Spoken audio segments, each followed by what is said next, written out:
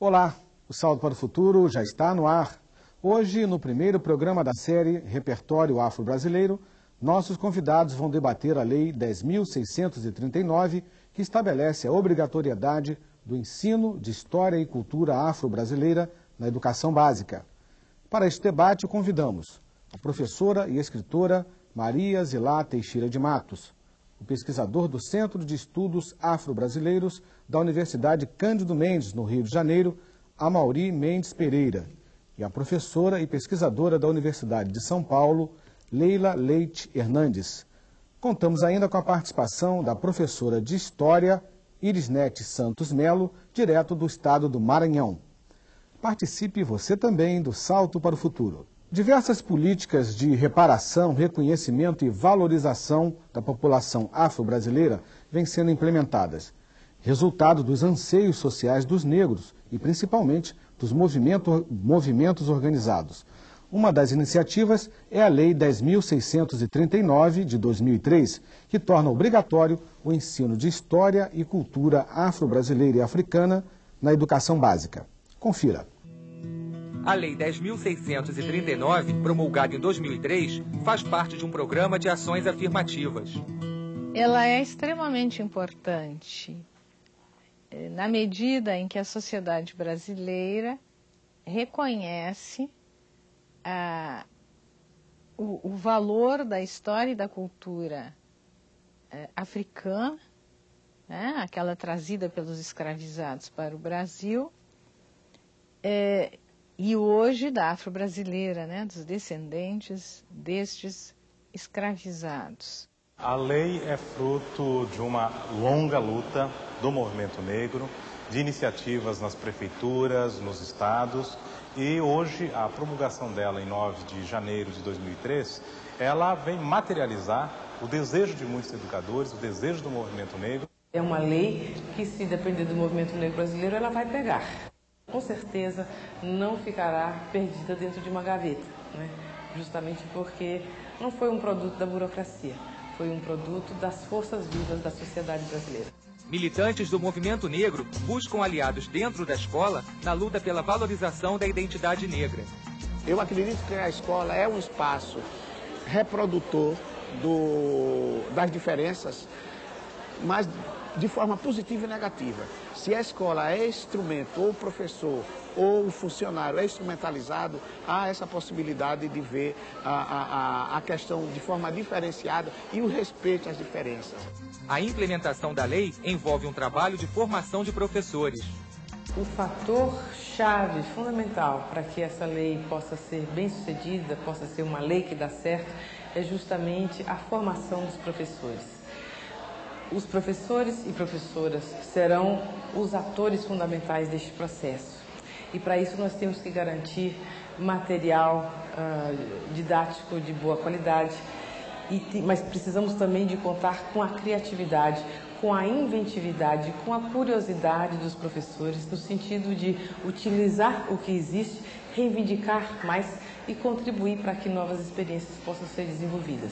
De acordo com Benilda Regina de Brito, coordenadora de um movimento de mulheres negras de Belo Horizonte, a formação dos professores deve incluir um trabalho de reforço da autoestima.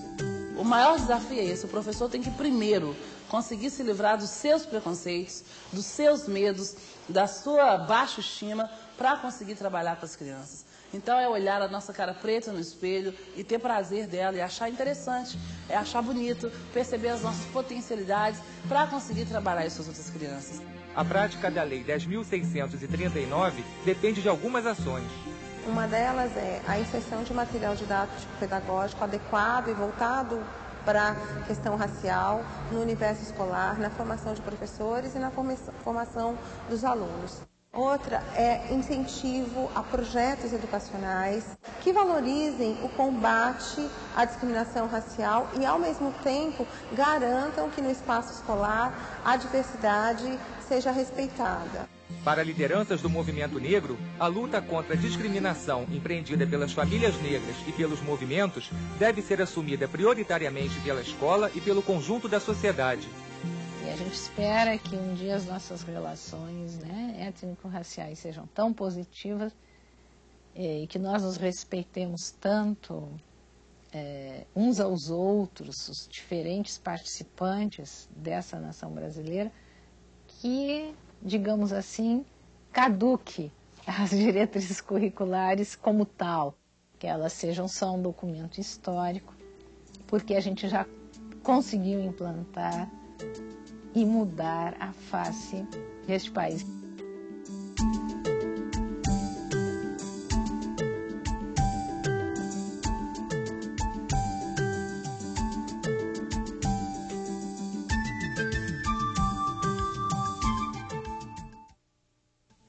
Zilá, Amaury, Leila, obrigado pela participação de vocês. Zilá, você está convencida que a Lei 10.639 veio para ficar? Vai pegar? Ah, vai pegar, eu acredito piamente nisso, porque primeiro que ela foi bem falada aí no vídeo, que ela partiu dos grupos, né? Do movimento negro, estudantes de história também já reivindicavam isso há muito tempo. Então, realmente a lei vai pegar, e fora aí alguns professores que isoladamente faziam um trabalho com relação a essa lei. Então, e essa ideia então já estava pipocando antes da criação da lei. Com a criação da lei ela vai se generalizar e vai pegar. Amaury, vimos no vídeo alguns depoimentos relacionados também à formação do professor. Como é que você analisa essa articulação com a capacitação do professor no terceiro grau, na sua formação, principalmente nesse momento em que estamos no começo da implementação dessa lei? Perfeitamente, é uma etapa crucial, né? Sem formação de formadores de professores, estamos falando aí das pós-graduações, nas universidades públicas principalmente, onde tem pós-graduação, sem essa formação dos formadores de professores e sem uma articulação que trabalhe detalhadamente as etapas, no caso podemos falar assim, história da África, por exemplo. Falta uma articulação hoje ainda dos poucos professores em diversas universidades públicas que trabalham com a temática, que trabalhem profundamente a África em si, não vinculada aos processos posteriores de negros para a diáspora, né? Da mesma forma que vamos observar que vai faltar uma articulação dos conhecimentos já produzidos, são muitos produzidos no âmbito dos estudos afro-brasileiros, por exemplo, sobre a questão da atualidade da questão racial no Brasil. É muito comum observarmos que se fale assim no senso comum no Brasil, dizer o problema do negro, a questão do negro, não há a questão do negro. O que há é uma situação em que a sociedade brasileira carrega e vem trazendo de longa data profundas desigualdades materiais e simbólicas decorrentes do preconceito e da discriminação racial. É isso que, quando trabalharmos a articulação da produção de conhecimentos, os professores vão formar novos professores, traçar essa linha, uma linha que procure tanto investigar como a história de África em si, né? Ela rende e traz elementos humanos para a formação da nacionalidade brasileira, como também aqui isso se desdobrou, que não foram apenas sobrevivências, arcaísmos, né? Como dizia uma certa sociologia da década de 20, da década de 30 no nosso país, e que há de fato recriações, mas recriações tanto da população negra, mas não só, da interação profunda e intensa na vida nacional de negros e brancos, né? Isso, de fato, é o que houve e que precisa ser articulado para que os formadores de opinião e de professores que vão trabalhar com a temática possam ter o seu melhor rendimento com a lei. Perfeito. Leila, seguindo um pouco essa linha de raciocínio do Amaury, que fator você considera importante o aspecto do reforço da autoestima desse formador de opinião, desse professor? Bom, já que é para começar a partir do Amaury, eu vou tomar a liberdade de dizer que eu acho que História da África, que agora está se expandindo e sendo uma disciplina obrigatória em todas as faculdades de História do país, é um movimento recente, né? Só para se ter ideia, a Universidade de São Paulo começa com História da África em 1998, nesse sentido, eu sou a primeira professora de História da África da Universidade de São Paulo, o que é um absurdo. Uma das primeiras do país. Do país, em 1998, né? Então, a necessidade de que o estudo de História da África seja levado a sério e da África, por ela mesma, quer dizer, para ser estudada por ela mesma, é uma deficiência que tínhamos no Brasil e poderíamos ter em outros países, mais ou menos ligados à África, uma vez que a África faz parte integrante da história contemporânea. E a gente poderia aí marcar vários temas em que isso ocorre. Quanto à questão da formação de professores e do reforço à autoestima, eu acho que, embora a lei seja uma lei mais ampla, né, e que se detenha cuidadosamente, o que me parece adequado à questão das relações raciais, eu vou me deter, sobretudo, na questão da África, com uma ligação, como um elo de ligação direto com essa questão do reforço da autoestima e, portanto, apontando para o tema do Amaury, que é o tema de relações raciais. Eu acho que reforçar a autoestima significa, sobretudo, aprender que já existia uma história da África muito antes da vinda dos escravos para o Brasil, ou para Cuba, ou para o Haiti, ou para a Martinica, ou para os Estados Unidos. Quer dizer, a história dos africanos, a história da África, não começa com o colonialismo do século XV e XVI. Também não começa e se esvai com a civilização egípcia, né? Na verdade, a história da África pré-colonial é uma história rica, em que os povos estão organizados, no mínimo, em clãs, mas muitos deles formando reinos, estados e impérios, portanto, com uma estrutura política definida, muitas vezes mais centralizada, menos centralizada, mas sempre muito definida, e também com organizações sociais diferenciadas, em que, em algumas, nós vemos reis, nobreza, administradores, exércitos, mais a população, etc. Então, isso eu acho importante, assim como eu acho importante também lembrar que os africanos que vieram para cá como cativos e aqui tornaram-se escravos, muitas vezes vinham da nobreza, né, de etnias, de grupos etnoculturais, em que eles tinham papéis próprios à nobreza, próprios aos reis e rainhas, em função da realidade que viviam. E, portanto, eu acho isso fundamental para a autoestima, não só dos professores, como dos alunos negros. E acho também fundamental para mostrar que a composição desses negros faz parte da sociedade brasileira como um todo. E que a questão racial não é uma questão dos negros, é uma questão da sociedade brasileira como um todo. E que todos nós herdamos esses vícios, esses preconceitos, essas pré-noções, essa discriminação pela falta de estudo adequado da matéria. Perfeito. Temos a primeira participação, é da Creuza, do Espírito Santo. Olá, Creuza. Creuza, orientadora do Salto para o Futuro, da Escola Estadual de Ensino Fundamental e Médio Araribóia, Pancas, Espírito Santo. Quais os objetivos a serem trabalhados nas escolas quando a Lei 10.639/2003 for realmente implantada nas escolas? Boa noite e obrigada. Muito obrigado por sua participação, Creuza. Zilá, em que objetivos vem sendo implementado? O objetivo é trabalhar a autoestima, resgatar a história do negro, do afro-brasileiro e do africano, que vem completar a nossa história. Mais algum objetivo aqui? O Amaury pode complementar a fala da Zilá. Obrigado, Zilá. Não existe, se pode dizer assim, o objetivo central é, de fato, nós conseguirmos pensar o nosso país de uma maneira que não seja capenga, caolha e neurótica, como a história que nós contemplamos hoje tem nos oferecido. Ou seja, se olha apenas uma história que parece que é um caudal civilizatório exclusivamente de matrizes europeias, e que há alguma pequena afluente, né, africano, outro afluente indígena. Isso não há. O que há, de fato, são etnias, são grupos humanos em conflito, ou mais vezes, menos vezes, em lugares diferentes, de formas variadas, ao longo de 350 anos, em que torna-se difícil, num determinado momento, se dizer quem contribuiu mais. Agora, como a história de uma época é contada por quem domina essa época, né, o eurocentrismo, aquelas matrizes que são dominantes até hoje na formação da nacionalidade brasileira, tem permanecido sempre com aquela famosa questão que os professores sabem muito bem. 3/4, 4/5 dos livros de história são para estudar história da Europa. E apenas algumas páginas, né, em geral, poucos, são raríssimas as exceções ainda hoje, de algum livro que trabalha com alguma coerência, com consistência, nos moldes, como já nos falou a professora Leila Hernandes, sobre a história da África. Em geral, a história da África é algo relegado.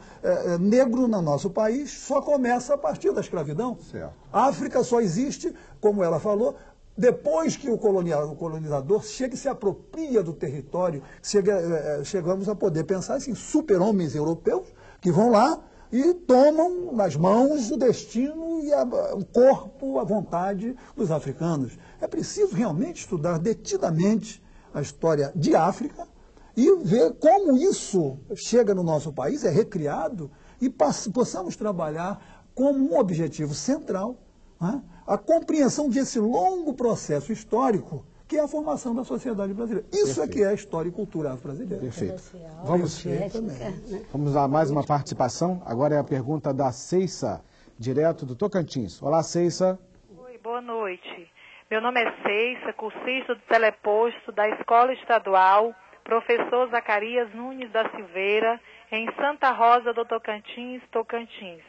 Meu questionamento é o seguinte: que sugestão de recursos os especialistas dariam para os professores trabalharem no ensino fundamental, principalmente de 1ª a 4ª série, para contornar a questão racial no Brasil, onde sabemos que a mídia está mais voltada para a raça branca? Boa noite e obrigado. Ok, Ceissa. Volte sempre aqui ao Salto para o Futuro. Leila.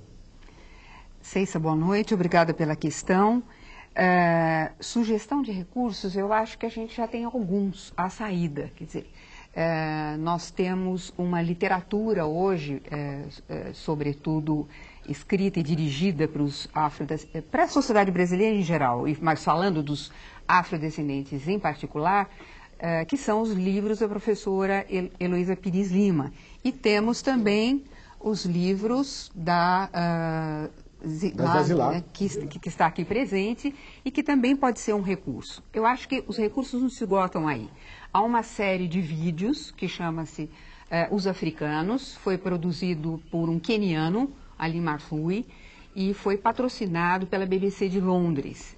O acesso a esse vídeo é feito para você se dirigindo à TV Cultura de São Paulo. É uma seleção de vídeos fantástica, feito por um queniano, e que dá, enfim, eu acho que os recursos primeiros para você começar a se familiarizar com a África. E, sobretudo, ter um mapa da África dentro de sala de aula. Quer dizer, é impossível a gente falar das Áfricas, de uma forma geral, sem nunca ter sequer visto o mapa da África. Perfeito. Um minutinho só, professor Amaury e a professora Isla. Já vou passar a palavra para você, um minutinho só. Mônica, você tem participação dos nossos cursistas? Participação da Josi, do NTE de Anápolis, em Goiás. Ela diz que nos cursos de formação de professores de história, os professores formadores ainda não trabalham a história do negro conforme deveria. Ela quer saber o que fazer para que se possa começar a trabalhar isso de fato. Perfeito. Zila, você tem um trabalho, você tem um livro que pode ajudar nessa formação, nesse início de caminhada? Queria que você falasse um pouquinho desse trabalho. Esse livro aqui foram atividades simples que eu fiz na minha escola de periferia. Trabalhei com ele com as ideias durante 17 anos. São ideias simples, igual a professora anterior que falou que a maioria das revistas não traz a imagem do negro, mas se a gente pesquisar, a gente vai achar e dá para fazer um trabalho muito bom. Né, dá para o pessoal fazer um levantamento disso. Aqui eu tenho 14 capítulos, onde eu sugiro 10 atividades diferentes. E os 4 últimos capítulos eu trabalho com tipo de dicas para o professor, né, livros, né, muitos livros de literatura, igual ela citou. Tem livros de nível, para todo tipo de nível, né, para criança, de infantil até ensino médio. Tem uma atividade interessante também que eu já fiz, o concurso de bonecas para valorizar, relembrar até, né, e valorizar a questão da negritude. Uma atividade diferente, geografia também, localizando as pessoas, as personalidades da nossa história. E essa atividade aqui também, que é uma atividade de filatelia, que para as cidades que tiverem acesso a filatelia, né, as lojas de filatelia ou correios bem organizados, dá para trabalhar. Dá muita ideia aqui, tem muita sugestão interessante. Também houve uma publicação da Secretaria de Assuntos da População Negra de Belo Horizonte, no ano de 2000, na época era secretária a professora Diva Moreira, que também é uma publicação muito interessante. Ela faz uma leitura bem inicial para as primeiras séries, e em cada página vinculada a uma determinada letra, vem o nome de um país africano, com imagens que lembram toda uma estética, toda uma referência à africanidade. É muito interessante porque refere a questões da afrodescendência no Brasil e também citando instrumentos, outras formas simbólicas e de países africanos. Isso crava no imaginário das crianças. Nós temos também um livro magnífico que é Túlio Vai à África, né?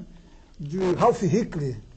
É um escritor paulista, ele hoje parece que faz pós-graduação na educação na USP. Eu perdi contato com o Ralph, tenho o livro dele, é magnífico. Um jovem negro brasileiro monta num tapete mágico, num sonho maravilhoso e vai pelo continente africano numa viagem extraordinária. Aí conhece, o tapete é mágico, claro, então ele vai de antes dos faraós até a atualidade, até Mandela. Mas conhecendo, ele descreve bem geograficamente, foi uma pesquisa muito interessante desse professor, então também seria uma ótima contribuição. Por último, eu queria lembrar, no Rio de Janeiro, já há cerca de 15 anos, talvez mais de 15 anos, uns 20 anos, tem um grupo de mulheres negras que produz as bonequinhas negras Abayomi, né? Elas são extraordinárias. Elas têm todo um processo de fazer as bonecas negras sem cola e sem costura. Perfeito. Podemos falar um pouquinho mais adiante sobre isso. Perfeito. No próximo bloco, vamos conhecer duas experiências que abordam aspectos da arte e da história africana. Salto para o Futuro volta já. Vamos conhecer no Rio de Janeiro duas iniciativas que contribuem para a preservação da memória afro-brasileira. Na primeira, vamos mostrar o Instituto Cultural Miscigenação, que trabalha com oficinas e exposições de arte africana. E na outra, o projeto Diálogo entre Povos, que por meio de um passeio pelas ruas do centro da cidade, revela marcas da presença africana na história brasileira. Máscaras, esculturas, bancos e estatuetas. Diversos objetos de arte representam a cultura de um continente que reúne mais de 900 etnias. Através dos objetos de arte africana, você consegue entender muito mais a diferença que existe entre os países africanos e as várias culturas. Isso é importante porque na maioria das culturas africanas não existe a escrita. Então, quem carrega essa informação? São os griots, que são aqueles contadores de história e músicos, que na verdade são responsáveis pela preservação da tradição, e os objetos africanos que contam essa história também. Bernardo Figueiredo e Adilson Falcão trabalham com pesquisa e divulgação da história africana através da arte. Nós tivemos a ideia de estruturar, de criar uma exposição de arte africana, onde as pessoas pudessem ver as peças, tocar nas peças, pudessem manusear, pudessem sentir o cheiro dessas peças, né? Cada exposição pode reunir até 300 objetos. Muitos contribuem para o entendimento da diversidade do continente. Na África você tem, por exemplo, na Costa do Marfim, essa peça que é da etnia Dan e essa peça vermelha que é da etnia Guru. São regiões muito próximas e estão dentro do mesmo país, mas elas são expressões artísticas muito diferentes. E através disso você compreende que o povo que faz isso tem que ser e tem que pensar, tem que ter uma estrutura completamente diferente do povo que faz isso. Não é só na arte, a arte é a expressão do povo. Para Bernardo Figueiredo, a preservação da memória brasileira está ligada ao conhecimento sobre a história africana. Junto com os escravos vieram uma série de aspectos culturais, sociais, que se impregnaram na nossa cultura, não só como a música e a dança, mas em valores, em coisas que a gente faz que a gente nem imagina que veio da África. E para a gente poder compreender a história brasileira e a cultura brasileira, você tem que compreender a matriz africana também. Cais do Valongo, Pedra do Sal, Zungu, Chafariz do Mestre Valentim. Pelas ruas do centro do Rio de Janeiro, um grupo de professoras reconhece no chão, nos monumentos e nas fachadas dos prédios marcas da influência africana. Durante o passeio étnico, desenvolvido pelo projeto Diálogo Entre Povos, a parada em frente ao antigo Zungu é indispensável. E o que é o Zungu? A casa do Angu, um espaço de convivência, namoro, celebrações, dança desse escravo urbano que vem para casa para descansar. O Cais do Valongo, que está hoje submerso, e o chafariz construído pelo mestre Valentim são pontos que exigem uma avaliação sobre a preservação dos marcos históricos. Por exemplo, a gente está aqui no Mestre Valentim, que é o cais oficial da cidade. Nós passamos no Valongo, onde pouquíssimas pessoas reconhecem como local de atracamento de navios e de vinda de escravos. Porque esta pedra é preservada e a outra não? É uma questão histórica e é uma questão política. As professoras percorrem um roteiro e vivenciam experiências que poderão ser compartilhadas.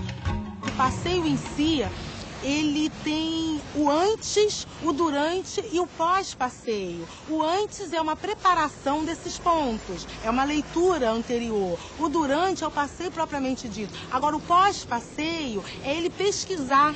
Ele vê, por exemplo, Ladeira da Misericórdia. Se aqui tem literatura, se eu tenho aqui Machado de Assis, se eu tenho aqui Lima Barreto, vou aos livros de Lima Barreto e de Machado de Assis, ver como eles retrataram esse lugar que eles viveram. Em frente ao Museu do Negro, junto à igreja de Nossa Senhora do Rosário, que abriga uma das Irmandades Negras do Brasil, uma história reaviva antigas memórias.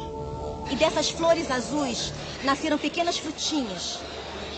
E foram dessas contas que os negros fizeram seus rosários e louvaram Nossa Senhora do Rosário e São Benedito dos Homens Pretos.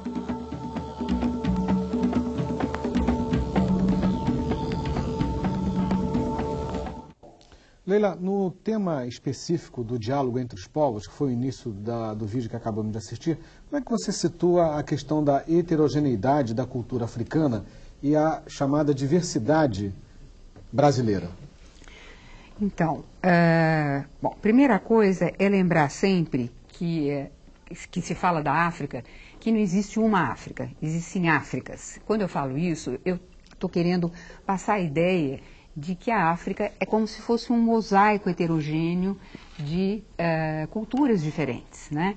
E culturas aí visto de uma forma bem ampla, né? Como é que eu não estou falando de manifestações culturais, estou falando de culturas realmente. Ou seja, o modo de plantar, o modo de colher, o modo de fazer sua casa, o modo de se deitar, de se casar, de morrer, os funerais, enfim, há toda uma cosmogonia africana, e essa cosmogonia, como o vídeo mostra um pouco rapidamente, mas com toda a clareza possível, é muito rica e é muito diversificada, né? Mesmo dentro de um mesmo espaço geopolítico, no caso Costa do Marfim, ou Mali, ou qualquer outro que a gente queira, Angola, Moçambique, etc. Quando a gente pensa nessas Áfricas e no diálogo entre os povos, geralmente, a gente está pensando que esses outros povos, no caso do Brasil, são a minoria indígena e são os portugueses e depois os outros imigrantes, etc. Então, aí cria uma questão muito, muito complexa para a gente entender. Por quê? Porque as diferenças são tidas como sinônimo de desigualdades. O diferente é desigual, ou seja, o que vai acontecer? É como se brancos e negros não pertencessem à mesma natureza humana no mundo compartilhado. E como se todos não tivessem o direito básico a ter direitos. Então, eu acho que esse pressuposto é o pressuposto básico de toda uma sociedade para começar a estudar essa relação dos afro-brasileiros na sociedade brasileira como um todo. E acho que, e vou reiterar outra vez, da necessidade de que História da África seja um curso como História da Renascença, como História da Idade Média, como História dos Estados Unidos, dada a importância que tem a História da África para a totalidade cultural dos fenômenos acontecidos, sobretudo no século XX, o que inclui as primeiras guerras mundiais, o que inclui o apartheid na África do Sul e os movimentos negros nos Estados Unidos, daí para frente. Perfeito. Zilá, a propósito do que nós já discutimos aqui com relação a sugestões e ideias para o professor atuar em sala de aula com iniciativas voltadas, tendo até exemplos com base no seu livro. O que você vem observando também por parte do professor tomar a iniciativa de buscar esses caminhos? No dia a dia, você tem percebido que o professor está realmente se ligando nessa questão, nessa temática? Qual é a vivência que você tem sobre isso? Isso é uma coisa muito individual. Às vezes a gente está trabalhando e não consegue, na verdade, às vezes que o grupo todo trabalhe com a questão. Mas aos pouquinhos a gente vai conseguindo abarcar, mas não é muito fácil. Então eu acho que agora com a questão dessa lei e uma série de atividades, livros maravilhosos, como é o caso, eu creio que quase todo mundo deve conhecer livros de literatura infantil, como a Menina Bonita do Laço de Fita, né? Nós temos muitos livros assim de maneira positiva, muito interessante, porque você trabalhar com a questão. Numa hora que aconteceu uma situação desagradável, não é tão legal, lógico que tem que ser trabalhado, mas o ideal é você mesmo começar a trabalhar, como ele disse, né, como um todo, né, tudo bem entrosado. Certo. Amaury, no vídeo nós vimos uma iniciativa do Instituto Miscigenação. Como é que surge essa temática e como é que você relaciona a questão da miscigenação atualmente? Ficou a interrogação entre nós, quando nós vimos, né, antes, né, porque a despeito da gente reconhecer a importância do trabalho que eles estão tentando realizar, né, o museu, a iniciativa de fazer essas exposições, de grande importância, sem dúvida, essa iniciativa. Mas miscigenação tem, em geral, não dizemos, eu não conheço a iniciativa, o trabalho deles concretamente, mas em miscigenação em geral, quando se fala em miscigenação no pensamento social, na teoria social no Brasil, se fala como um eufemismo para embranquecimento. Seria como uma etapa para se alcançar o desejável, que é clarear a população. Porque por trás dessa visão está aquela visão freiriana, a visão antiga, já muito arcaica, muito diluída, infelizmente diluída no senso comum e ainda tomando conta dos nossos imaginários na sociedade brasileira, que é uma visão de desqualificação da população negra como capazes de conhecimento, capazes de desenvolvimento, capazes, enfim, de civilização. Daí que houve isso vigorava intensamente nos finais do século XIX e início do século XX, e se procedeu a uma primeira grande política pública da República no Brasil, que foi o esforço de tentar substituir a população, trazendo uma leva de imigrantes, só assim, foi feito o transplante de cerca de 4 a 6 milhões, varia muito, né, de negros, de seres humanos de África para o Brasil em 350 anos. Em menos de 50 anos, em 30 e tantos anos, se transplantou a mesma quantidade de europeus. Só que aí subsidiados. Claro que não foi um mar de rosas, mas a vinda dos imigrantes foi amplamente subsidiada. A dívida externa brasileira saltou enormemente. Um esforço gigantesco do Estado Nacional, do Estado Republicano, para substituir essa população negra. Porque se dizia que a vinda de imigrantes europeus e a lei e os debates parlamentares que votavam os recursos, as verbas, o orçamento para que se trouxesse esses imigrantes, era enfático, era decisivo. Só europeus. Então, esses europeus que viriam, se dizia que eles viriam lavar a mancha negra. Era assim que se via a população. Não é? Terrível. Vamos à participação da professora Irisnete Santos Melo, direto do estado do Maranhão.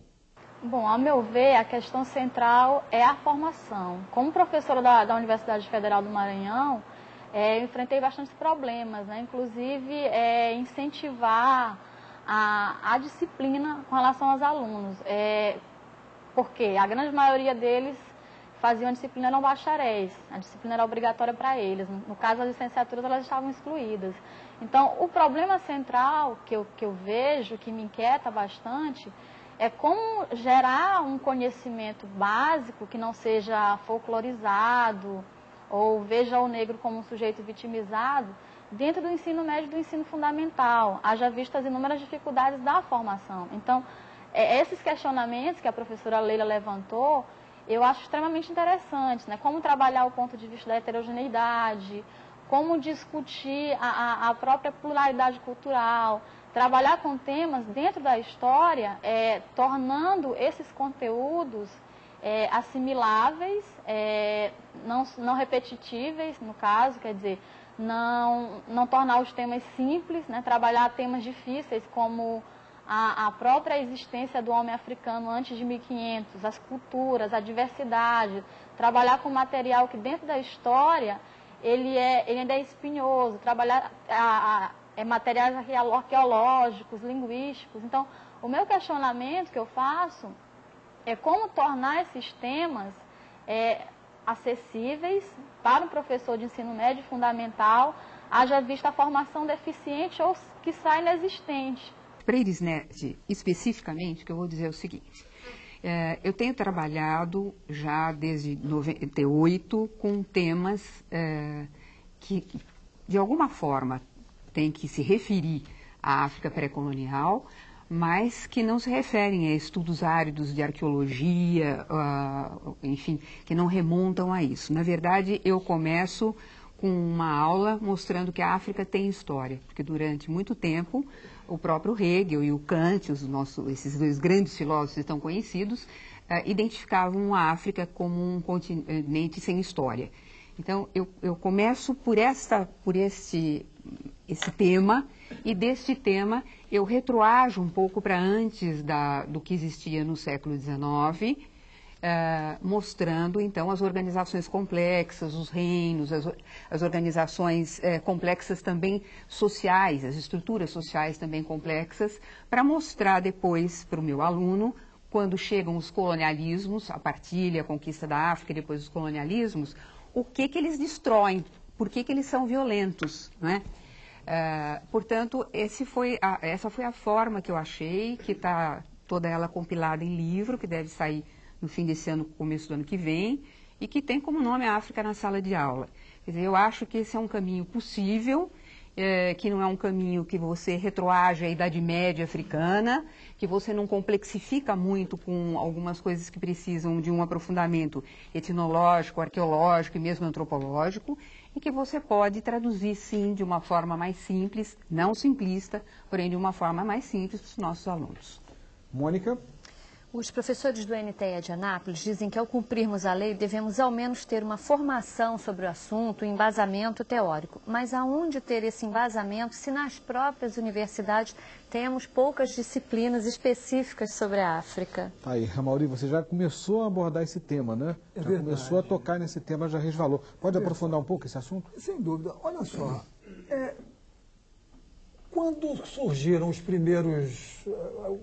Foi necessário rapidamente adequar um parque industrial no Brasil para adotar determinadas tecnologias recentes para a indústria automobilística, por exemplo, nos meados finais da década de 50.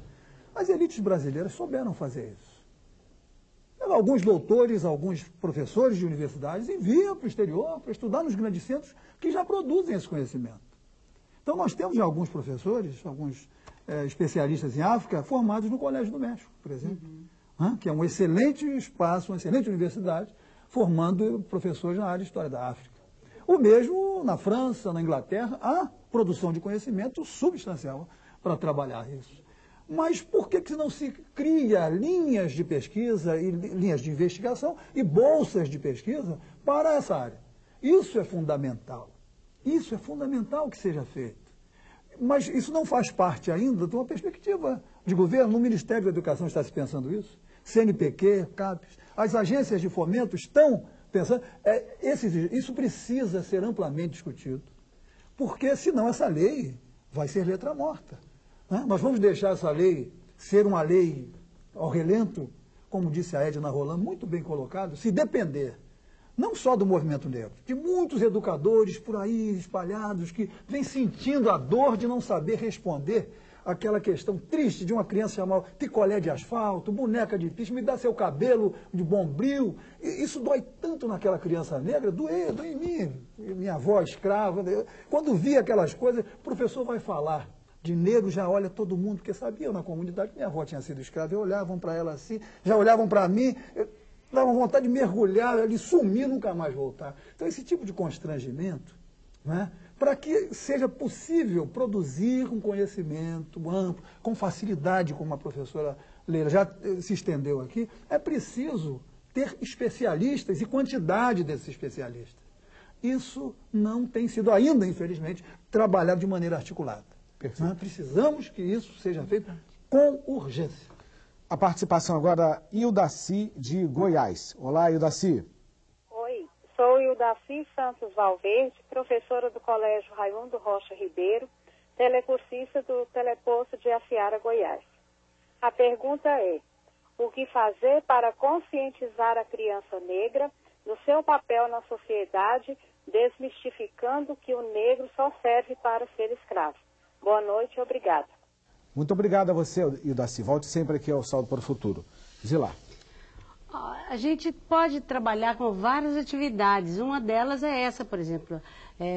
A criança negra tem que se sentir representada na escola, quer seja no mural, num cartaz, mandar as crianças pesquisarem, porque está cheio de pessoas negras que ela vai se ver na televisão, mandar os alunos fazer alguma atividade, assim, estou dizendo para criança menorzinha, né?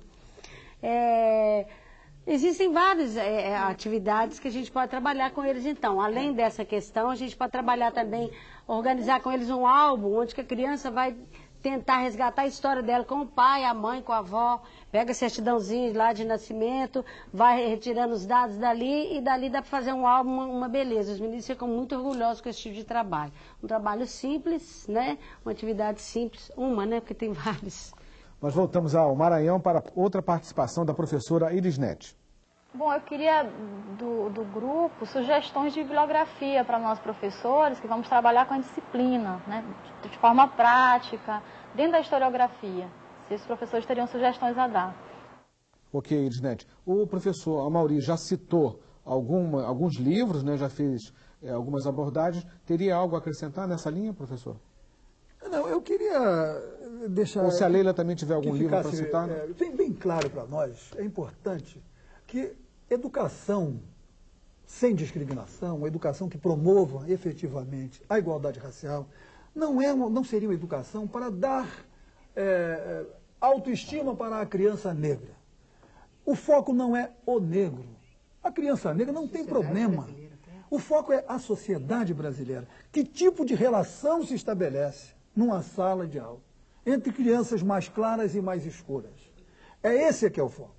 Então, se nós pensarmos que vamos educar crianças negras para a igualdade, e as crianças brancas? Vamos permanecer nesse paradigma de que o problema é o negro? O problema não é o negro, o problema é da sociedade brasileira mudar esse paradigma. São crianças em processo educativo e assim têm que ser vistos. Então, todos têm valor. Aí o que a Idaci falou antes... reifica o negro, né? Perfeitamente. Reifica o negro. O negro sempre está estático na história, como ser humano, que é incapaz de desenvolvimento e de quem se fala normalmente como um objeto, algo parado no tempo. Nada disso. Então, por exemplo, a Idaci falou com muita clareza, a autoestima da criança negra precisa ser desenvolvida e a da criança branca também, não como hierarquizados. Não, a criança branca sempre se sentindo à vontade, ela não é tematizada, e a criança negra sendo tematizada, não. A questão central é conseguirmos sair desse paradigma que o problema é a criança, é a vitimização da criança, a Inaldete falou muito bem. Perfeito. Não se trata de vitimizar o negro. Não, o negro é agente de história, é sujeito de história em todas as épocas. Perfeito. Isso é que é preciso mostrar, né? Hora de fazer uma pausa e depois do intervalo, nossos convidados fazem as suas considerações finais sobre o encontro de hoje. Você acompanha o primeiro programa da série Repertório Afro-Brasileiro. E a partir de agora, nossos convidados destacam os principais pontos do debate de hoje. Zilá, suas considerações finais. Eu gostaria apenas de lembrar que todo professor, ao trabalhar a questão dos afro-brasileiros, deve se lembrar, procurar sempre encaixar os valores éticos fundamentais, né? Trabalhar com eles, permeando todo o assunto. Não vou nem especificar de afro-brasileiro, não, falar da população brasileira em geral, trabalhar com isso. Não esquecendo de trabalhar a questão do respeito, né, de justiça histórica, não esquecendo também de lembrar da equidade, a gente tem que falar nisso, porque, na verdade, enquanto a população negra está com os piores índices sociais, né? A gente, na verdade, tem que investir bastante nisso aí, até na autoestima da criança negra. Não estou querendo brigar com o professor Mauri, não, mas é apenas isso, a questão da equidade só. Até, vamos supor que haja um certo equilíbrio, né, se seria o correto. Outra coisa, não, seria só desses valores mais fundamentais. E eu gostaria apenas de deixar, se alguém interessar por esse livro é para professores, não é direto para criança, e é encontrado na editora Masa, em Belo Horizonte. Perfeito. Tá? Obrigado, Zilá. Amauri, suas considerações finais.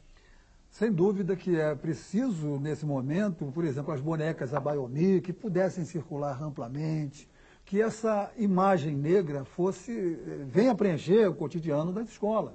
Né? Aquele clássico Dia das Mães em que não há mural, as próprias crianças negras muitas vezes pressionadas, o constrangimento da inferiorização que ela vê desde pequena sofrer a imagem do negro, então coloca a sua própria mãe como tira da revista uma colagem, algo branco, de uma mulher branca.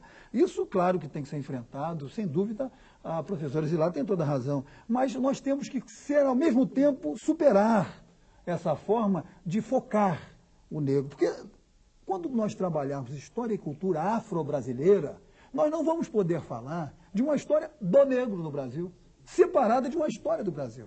O que há, história e cultura afro-brasileira, é um entronhamento muito que precisa ser largamente, amplamente investigado nas suas variedades regionais, nas suas variedades. A questão de gênero tem que atravessar isso aí. Mulheres negras longamente foram estruturas familiares desde longo tempo. Então, a história e cultura afro-brasileira, na verdade, é uma história do Brasil com a população negra, eventualmente em situações de destaque, que vão dar essa autoestima a longo prazo, a médio prazo, para a população negra, para a criança negra. Assim como existe uma história do Brasil, do negro, separada da história do Brasil. Isso é crucial, trabalharmos essas questões de curto prazo, a autoestima de crianças negras, mas também quebrar aquela naturalização da superioridade das crianças mais claras. Perfeito. Obrigado, Mauri. Leila, suas considerações finais. Então, como considerações finais, eu queria primeiro falar sobre uma pequena bibliografia que foi pedida há pouco, sobre história da África. Então, para a gente começar de uma forma um pouco mais acessível, eu vou citar 2 livros. Um deles é do Kizerbo, que é um autor africano, e que escreve 2 volumes de História da África Negra.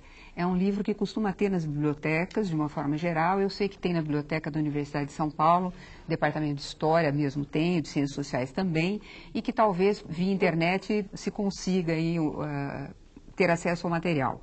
Um outro livro para você começar é do Roland Olivier, que é um livro que fala sobre a experiência africana.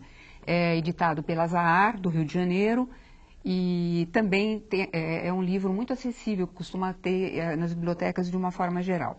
Eu começo por aí, vou puxar um pouquinho a sardinha para o meu lado, vou dizer que a partir do começo do ano que vem vocês vão ter também o meu livro, África na Sala de Aula, que pretende também contribuir nesse debate. Queria deixar como considerações finais uma coisa que meus colegas já disseram, mas que eu queria reiterar ainda uma vez mais, porque eu acho que a repetição aqui se faz necessária. A questão primordial não é, de forma alguma, a meu ver, que a diversidade deva ser respeitada. A diversidade deve ser desmontada, a diversidade como termo intercambiável, como sinônimo de desigualdade. Né? E isso em todos os sentidos, não só com a criança negra, como com a criança judia, com a criança japonesa, etc. Ou seja, lembrarmos sempre que todos pertencem à mesma natureza humana e que têm a possibilidade conjunta de compartilharem uma mesma história, no nosso caso específico da história do Brasil. Perfeito. Leila, muito obrigado. O primeiro programa da série Repertório Afro-Brasileiro termina aqui. Eu quero agradecer as presenças da professora e escritora Maria Zilá Teixeira de Matos, do Amauri Mendes Pereira, pesquisador do Centro de Estudos Afro-Brasileiros da Universidade Cândido Mendes, do Rio de Janeiro, e da Leila Leite Hernandes, professora e pesquisadora da Universidade de São Paulo. Eu agradeço também à professora Elisnete Santos Melo, que participou deste programa direto do estado do Maranhão. Você pode ter acesso aos textos referentes a esta série na nossa página na internet. Anote o endereço: www.redebrasil.tv.br/salto. Amanhã vamos debater a imagem dos afro-brasileiros presente nos livros didáticos e de ficção. Mas antes de encerrar o programa, vamos conhecer um pouco da história de Francisco de Paula Brito. Letrista, poeta, tipógrafo, livreiro e jornalista, este brasileiro teve papel destacado na cena cultural e intelectual da corte. Francisco de Paula Brito é carioca, nascido nos primeiros anos do século XIX, filho de um carpinteiro e de uma dona de casa. Na juventude, foi aprendiz de tipógrafo, o que o levou a trabalhar no Jornal do Comércio, no Rio de Janeiro. Foi diretor das prensas, redator, tradutor e contista. Onde hoje fica a Praça Tiradentes, no centro do Rio, Paula Brito inaugurou uma livraria que se tornou ponto de encontro de intelectuais e músicos. Ao lado de outro Francisco, o Manuel da Silva, autor do hino nacional, Paula Brito criou o famoso Lundu da Marrequinha, tornando-se um dos principais divulgadores deste gênero musical tipicamente brasileiro. Entre as muitas contribuições de Francisco de Paula Brito para a cultura e a literatura nacional, destaca-se o investimento em novos talentos. Foi em sua revista Marmota Fluminense que o então jovem Machado de Assis publicou seu primeiro trabalho, o poema Ela.